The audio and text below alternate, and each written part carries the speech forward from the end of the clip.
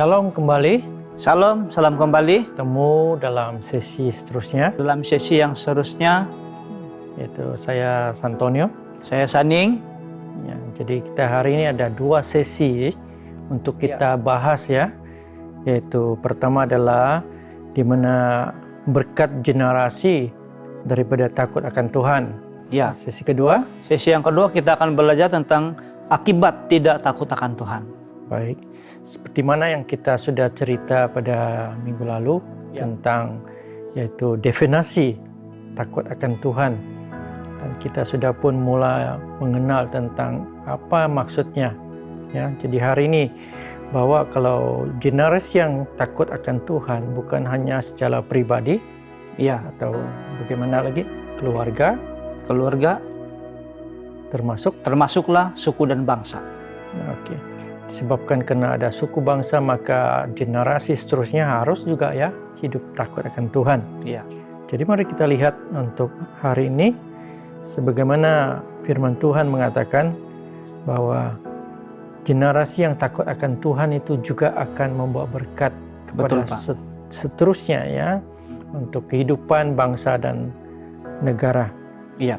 Jadi pergandaan di dalam takut akan Tuhan itu kita boleh lihat kalau khususnya bagi umat yang percaya, mereka akan bukan saja menjadi sebagai rakyat yang bertanggung jawab, bukan saja kepada Tuhan, juga kepada negara, tetapi juga akan membawa jiwa-jiwa kepada Tuhan. Iya, lebih dalam masuk kepada keluarga, bahkan dalam kehidupan secara pribadi.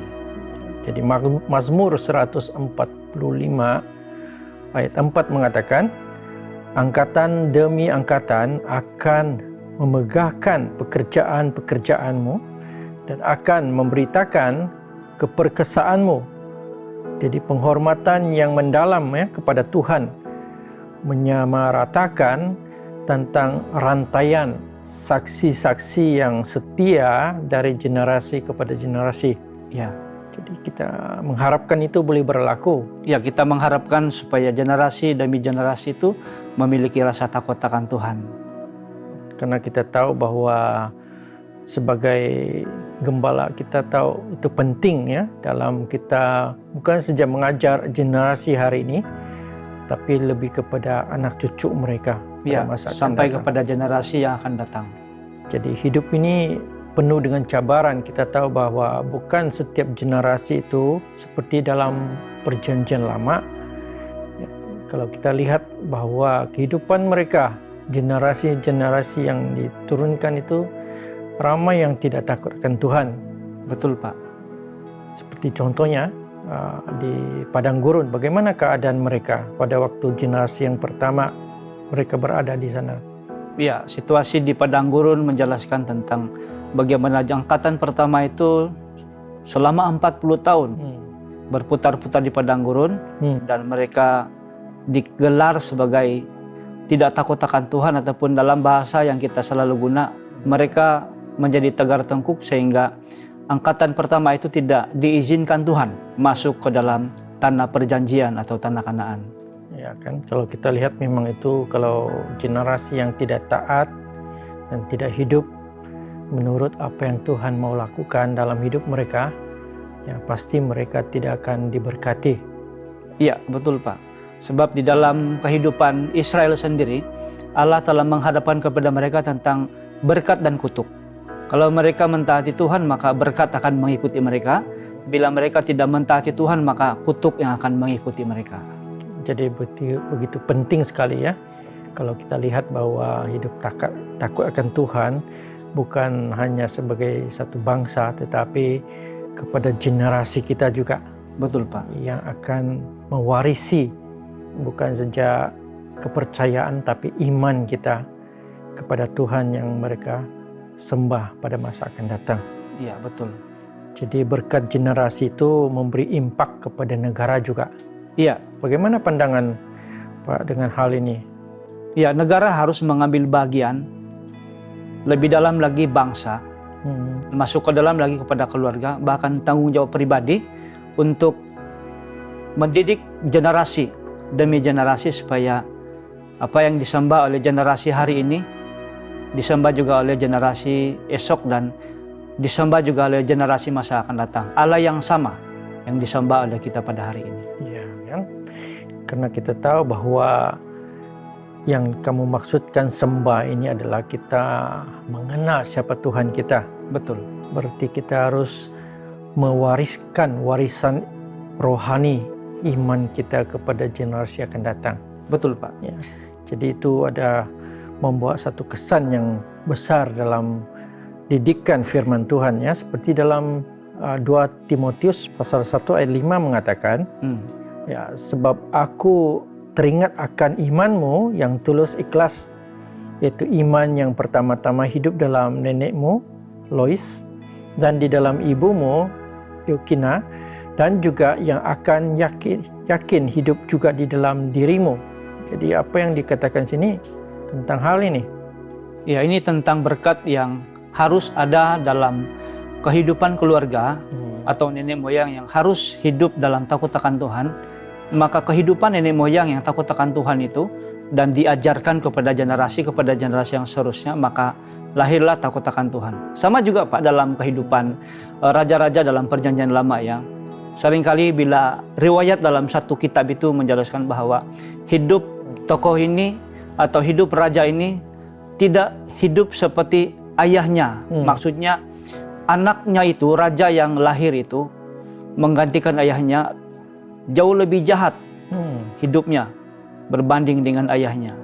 Jadi ini sebuah kegagalan di dalam mempersiapkan generasi yang seterusnya, bagaimana sebuah negara atau sistem pemerintahan atau keluarga bahkan pribadi untuk takut akan Tuhan. Ya, sangat begitu menarik sekali, karena kalau kita lihat dalam kehidupan kita hari ini, bagaimana pula untuk kita meneruskan iman kita kepada generasi kita seterusnya. Saya rasa itu perkara yang sangat mencabar juga, kan? Ya, betul, Pak. Karena satu perkara yang seringkali dihadapi oleh generasi hari ini, bahkan untuk negara. Bila sebuah negara itu tidak ada yang dia takuti, maka negara itu tidak akan mengalami kemajuan yang lebih maksimal. Bila sebuah negara itu takut akan Tuhan, maka kita lihat sendiri bagaimana, ya, Israel yang begitu takut akan Tuhan, bahkan janji mereka dan perjanjian Tuhan dengan mereka, sampai hari ini mereka tetap menjadi bangsa yang diberkati. Bagaimana dengan akibat kalau kita tidak takut akan Tuhan seterusnya? Apabila seseorang ataupun negara atau keluarga atau pribadi itu hilang takut akan Tuhan di dalam dirinya, maka murka Allah ataupun pembinasaan Tuhan itu akan turun ke atas mereka. Kalau di dalam perjanjian lama kita melihat sendiri banyak contoh-contoh, ya.